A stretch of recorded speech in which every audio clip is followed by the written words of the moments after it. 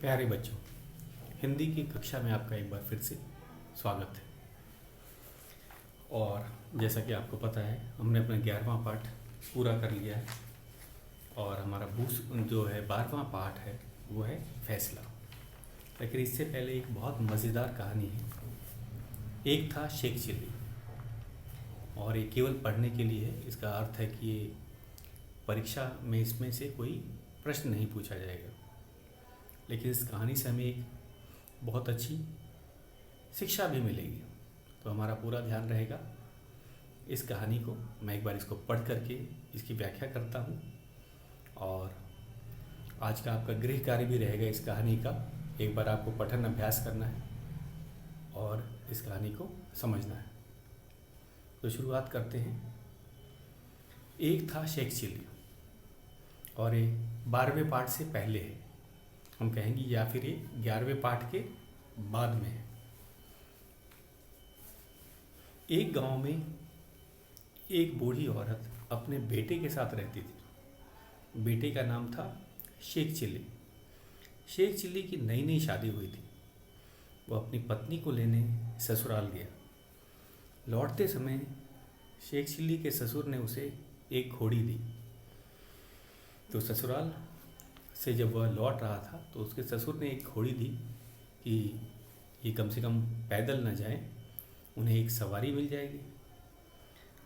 और शेख चिल्ली का जो गांव था दूर था, और उसकी माँ बूढ़ी थी, जैसे हमें पता चला। फिर आगे क्या हुआ? शेख चिल्ली घोड़ी पर बैठ गया और उसकी पत्नी साथ साथ चलने लगी। थोड़ी दूर चलते ही शेख चिल्ली ने एक आदमी को कहते सुना कि ऐसा मूर्ख आदमी है, औरत तो पैदल चल रही है और खुद मज़े से घोड़ी पर बैठकर जा रहा है। तो मेरे ख्याल से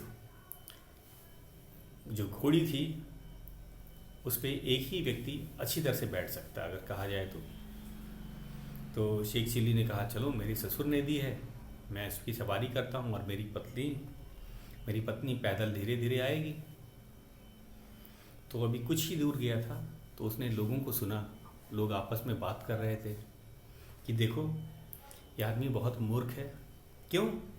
क्योंकि उसकी पत्नी पैदल चल रही है और उसका ध्यान, वह बड़ा स्वार्थी है, वह केवल अपने बारे में ही सोचता है। तो इसका क्या अर्थ हुआ कि शेख चिल्ली ने जब ये सुना तो उसको अपनी गलती का एहसास हुआ, या उसे लगा कि नहीं, ये लोग सच कह रहे हैं, क्योंकि वह खुद तो घोड़ी पर सवारी कर रहा था और अपनी पत्नी को पैदल आने के लिए कह रहा, तो ये भी सही नहीं। शेख चिल्ली तुरंत घोड़े से उतर गया। आगे क्या होता है? उसने अपनी पत्नी को घोड़े पे बिठा दिया। थोड़ा आगे चलते ही एक पनघट था। पनघट वो जगह होता है जहाँ पे महिलाएं, औरतें पानी भरा करती हैं। पहले कुएं से पानी लाने का काम औरतों का होता था, वो एक घड़े में पानी लाती थी। तो पनघट पर कुछ औरतें कुएं से पानी भर रही थी। शेख चिल्ली को देखकर बात करने लगी, देखो कैसा मूर्ख आदमी है, खुद पैदल चल रहा है और औरत को घोड़ी पर बिठा रखा है, औरत को भी जरा शर्म नहीं है। तो शेख चिल्ली दूसरों की बात ध्यान से सुन रहा था। पनघट पे बहुत सी औरतें थी और वे सब यही बता रही थी कि देखो यह अपने बारे में नहीं सोच रहा है, देखो अपनी पत्नी को तो सवारी इसने घोड़े की करा दी और खुद पीछे पीछे चल रहा है। और उसके यहाँ तक कि उसने कहा कि इसकी औरत को भी शर्म नहीं है कि उसके पति पैदल चल रहे हैं और वही केवल मज़े से घोड़े की सवारी कर रही है। ये बात सुनते ही फिर क्या हुआ? शेख चिल्ली ने सुना तो वह भी अपनी पत्नी के साथ घोड़ी पर सवार हो गया। अब शेख चिल्ली ने ये बात सुन ली थी, जो औरतें पनघट पे बात कर रही थी पानी भरते समय। तो वह सोचा कि शायद ये सही कह रही है। वो भी अपनी घोड़ी पे सवार हो जाता है। अब घोड़ी पे कितने लोग हो गए? 2, शेख चिल्ली और उसकी पत्नी। बेचारी घोड़ी दोनों का बोझ से दब गई उसे पता ही नहीं, उसे चला ही नहीं गया। शेख चिल्ली उसे मारने लगा, पर वह टस से मस न हुई। तो जब दोनों उस पर सवार हो गए, शेख चिल्ली और उसकी पत्नी, तो वह घोड़ी कमज़ोर थी और वो चल भी नहीं पाई। इतना वज़न हो गया था उसके ऊपर कि वह चल भी नहीं पाई।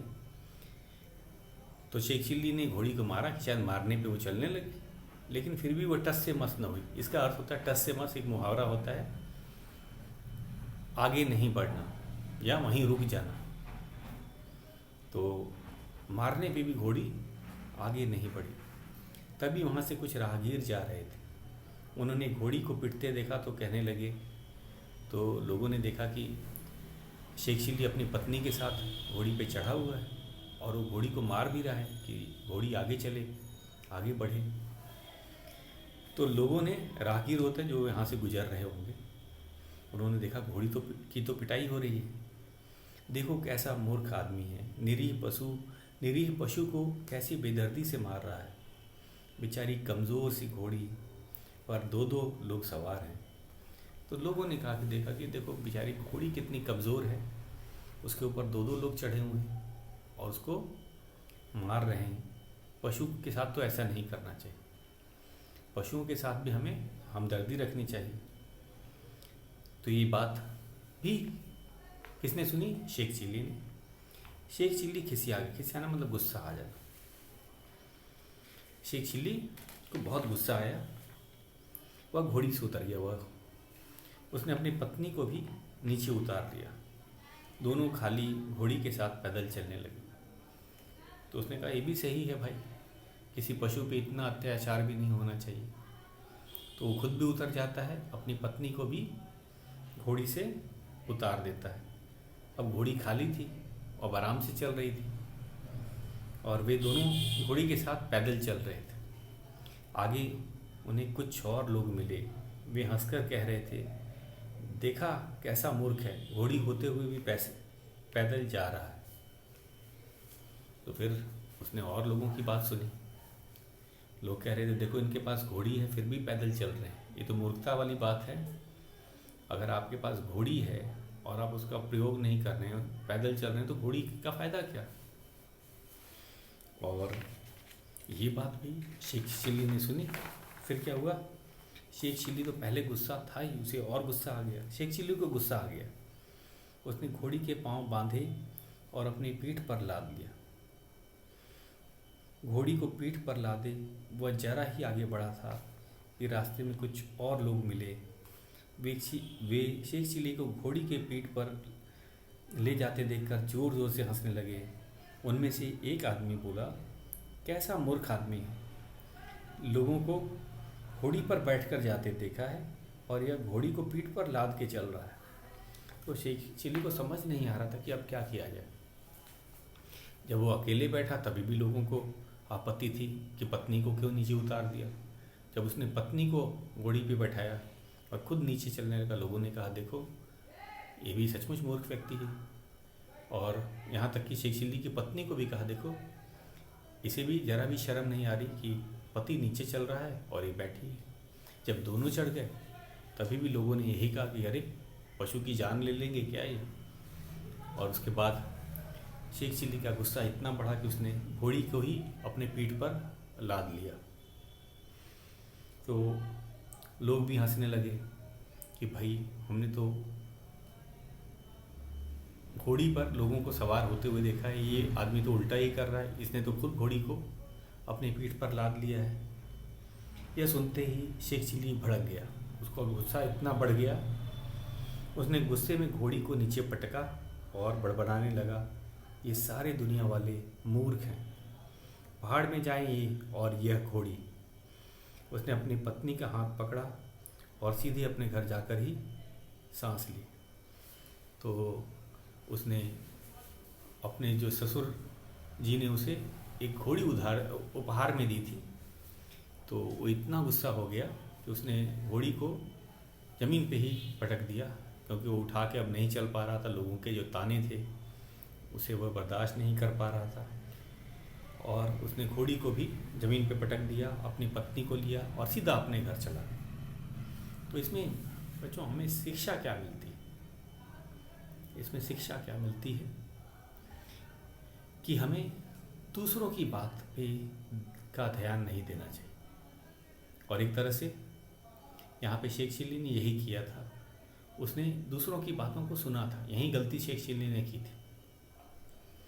वह लोगों की बात सुनता था, अपनी बुद्धि का प्रयोग नहीं करता था। लोग तो कुछ भी करेंगे, कुछ भी कहेंगे, हमें अपनी ही बुद्धि का प्रयोग करना चाहिए, दूसरों की बात नहीं सुननी चाहिए।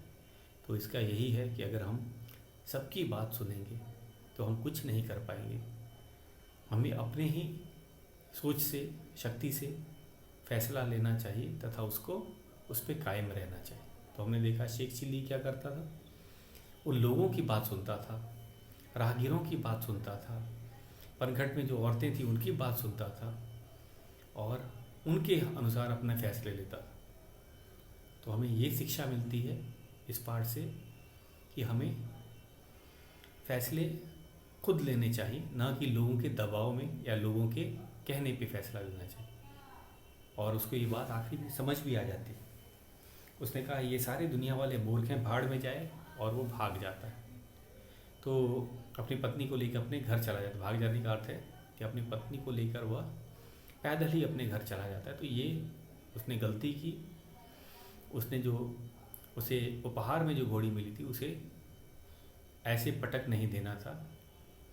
तो क्या शिक्षा मिलती है? हमें अपनी बुद्धि और विवेक से काम लेना चाहिए, ना कि दूसरों की कही बातों में आकर अपने फैसले बदल लेने चाहिए।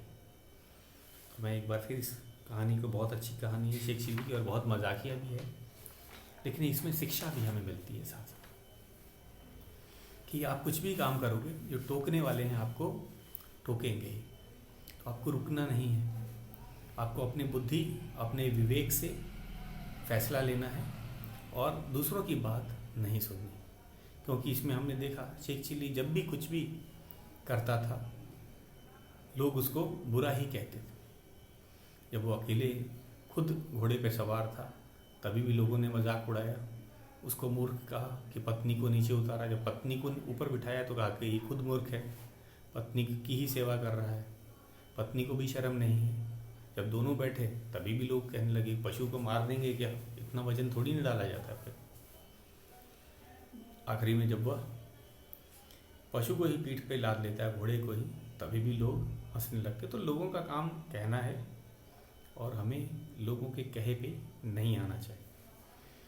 तो ये था हमारा पाठ केवल पढ़ने के लिए। एक बार मैं इसका पठन अभ्यास कर रहा हूँ, आप इसे ध्यान से सुनिएगा।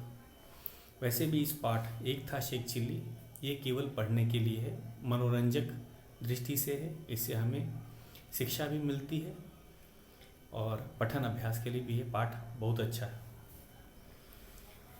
तो शुरू करता हूँ मैं, इस कहानी को एक बार पढ़ देता हूँ, उसके बाद हम अपने 12वें पाठ की तरफ चलें। एक था शेख चिल्ली। एक गांव में एक बूढ़ी औरत अपने बेटे के साथ रहती थी। बेटे का नाम था शेख चिल्ली। शेख चिल्ली की नई नई शादी हुई थी। वह अपनी पत्नी को लेने ससुराल गया। लौटते समय शेख चिल्ली के ससुर ने उसे एक घोड़ी दी। शेख चिल्ली घोड़ी पर बैठ गया और उसकी पत्नी साथ साथ चलने लगी। थोड़ी दूर चलते ही शेख चिल्ली ने एक आदमी को कहते सुना, कैसा मूर्ख आदमी है, औरत तो पैदल चल रही है और खुद मज़े से घोड़ी पर बैठे जा रहा है। शेख चिल्ली घोड़ी से उतर गया। उसने अपनी पत्नी को घोड़ी पर बिठा लिया। थोड़ा आगे चलते ही एक पनघट था। पनघट पर कुछ औरतें कुएं से पानी भर रही थी। शेख चिल्ली को देखकर बातें करने लगी, देखो कैसा मूर्ख आदमी है, खुद पैदल चल रहा है और औरत को घोड़ी पर बिठा रखा है। औरत को भी ज़रा शर्म नहीं है। शेख चिल्ली ने सुना तो वह भी अपनी पत्नी के साथ घोड़ी पर सवार हो गया। घोड़ी बेचारी दोनों के बोझ से दब गई, उससे चला ही नहीं गया। शेख चिल्ली उसे मारने लगा, पर वह टस से मस नहीं हुई। तभी वहाँ से कुछ राहगीर जा रहे थे। उन्होंने घोड़ी को पिटते देखा तो कहने लगे, देखो कैसा मूर्ख आदमी है, निरीह पशु को कैसी बेदर्दी से मार रहा है। बेचारी कमज़ोर सी घोड़ी पर दो दो लोग सवार हैं। शेख चिल्ली कैसे आ गया, वह घोड़ी से उतर गया। उसने अपनी पत्नी को भी नीचे उतार लिया। दोनों खाली घोड़ी के साथ साथ पैदल चलने लगे। आगे उन्हें कुछ और लोग मिले। वे हंसते हुए कह रहे थे, देखा कैसा मूर्ख है, घोड़ी होते हुए भी पैदल जा रहा है।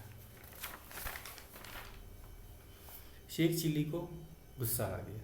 उसने घोड़ी के पांव बांधे और अपनी पीठ पर लाद लिया। घोड़ी को पीठ पर लादे वह जरा सा ही आगे चला था कि रास्ते में कुछ और लोग मिले। वे शेख चिल्ली को घोड़ी को पीठ पर ले जाते देखकर ज़ोर ज़ोर से हंसने लगे। उनमें से एक आदमी बोला, कैसा मूर्ख आदमी है, लोग तो घोड़ी पर बैठकर जाते हैं, पर यह घोड़ी को पीठ पर लाद कर चल रहा है। यह सुनते ही शेख चिल्ली भड़क गया। उसने गुस्से में घोड़ी को नीचे पटका और बड़बड़ाने लगा, ये सारे दुनिया वाले मूर्ख हैं, भाड़ में जाएं। और यह घोड़ी, उसने अपनी पत्नी का हाथ पकड़ा और सीधे अपने घर जाकर ही सांस ली। तो बच्चों, ये था हमारा कहानी। इस कहानी से हमें शिक्षा मिलती है कि हमें अपनी बुद्धि का प्रयोग करना चाहिए, न कि दूसरों के लोगों की बातों के पे ध्यान देना चाहिए। तो ये थी इस पाठ से मिलने वाली शिक्षा। आज का गृह कार्य है, आपको इस पाठ का कम से कम 2 बार पठन अभ्यास करना है, और ये बड़ी मज़ेदार कहानी भी है, आपको अच्छी ही लगेगी। अब हम कल से अपना 12वां पाठ पढ़ेंगे, फैसला। तो ये फैसला जो पाठ है, यह है मनुष्य और जो मनुष्य का जो संबंध है प्रकृति के साथ। प्रकृति का क्या अर्थ होता है बच्चों? पेड़ हो गए, पौधे हो गए, पशु पक्षी, जंगल, पहाड़, धरती, मिट्टी, ये सब प्रकृति के साथ जो है मनुष्य का संबंध इस पाठ में बताया गया। और हमें अपने पर्यावरण के प्रति जागरूक भी रहना चाहिए। अब ये पर्यावरण क्या होता है? जो हमारे आसपास का जो वातावरण है, ये हमारे लिए बहुत ज़रूरी है और हमारी भी जिम्मेदारी। जैसे पानी ही की बात की जाए, पानी के बिना हम जीवित नहीं रह सकते। पानी हमें कहाँ से मिलता है? नदियों से मिलता है, कुओं से मिलता है, झीलों से मिलता है, तालाब से मिलता है। और मनुष्य है वो बड़ा स्वार्थी है। सबसे ज़्यादा आवश्यकता मनुष्य ही पानी की करता है। जो उपयोग भी कहा जाए ना, तो वो मनुष्य ही करता है। उसे सुबह से ही अगर आप देखिए, उठते ही आप ब्रश करने जाते हैं, नहाना, खाना बनाना, कपड़े धोना, घर की सफाई, पौधों में पानी देना, तो हर जगह आप देखेंगे पानी का है। फैक्ट्रियों में पानी का ही प्रयोग किया जाता है बहुत सी वस्तुओं को बनाने में। कहा जाता है कि मोबाइल फ़ोन जो है, कार है, साइकिल है, इन सब में भी पानी का प्रयोग होता है। फैक्ट्रियों में तो पानी का प्रयोग हम सबसे ज़्यादा करते हैं, लेकिन हम इसे प्रदूषित कर रहे हैं, इसे गंदा कर रहे हैं। यही चीज़ हम वातावरण की हवा की बात करें तो यही गाड़ियों का धुआं, फैक्ट्रियों से निकलने वाली राख, धुआं, ये मनुष्य लगातार किए जा रहा है। उसे पता है कि जल है, वायु है, जो धरती है, ये सब के लिए अगर हम खराब करेंगे तो आगे वाली ये जो नुकसान हमें ही होना है।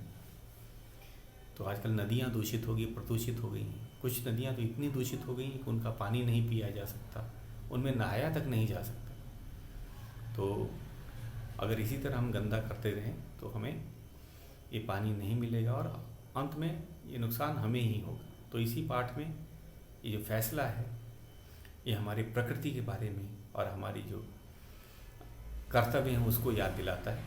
तो ये हम कल पढ़ेंगे। आज के लिए बस इतना ही।